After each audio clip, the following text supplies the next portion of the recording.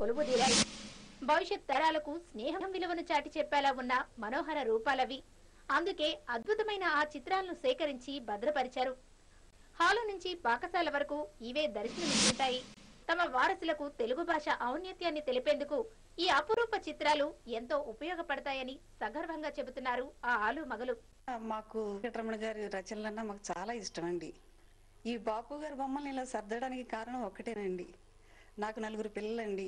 3 పిల్లలకి పెళ్ళిళ్ళైన కోడళ్ళు వచ్చారండి.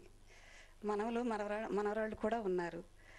అయితే మా కోడళ్ళకి తెలిసినంతగా అసలు మా మనవరాళ్ళకి ఏమీ తెలియదండి. ఒక కట్టు విషయంలో ఏంటి, ఒక బొట్టు విషయంలో ఏంటి, పూర్తిగా కల్చర్ మారిపోతుందండి.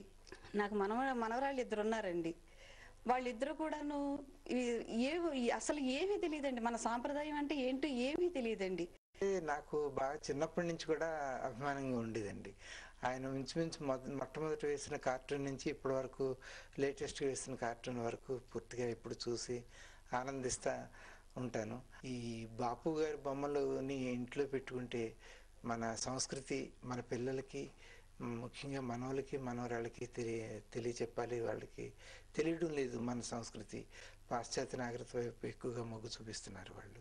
మనకి ఇంత గొప్ప సంస్కృతి, ఇంత రిచ్ కల్చర్ ఉన్న విషయం వాళ్ళకి ఇవి చూసి చాలా వరకు నేర్చుకుంటున్నారండి. పర్వాలేదు, మంచి మార్పు కనిపిస్తుంది. ఆ విషయంలో మాత్రం సంతోషంగా ఉంది నాకు.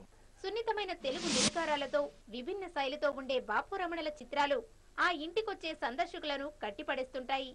మిత్రబంధానికి ఆ చిత్తరువులు అద్దం పడుతుంటే దాంపత్యపు అనుబంధానికి ఆ జంట ఆదర్శంగా నిలుస్తోంది.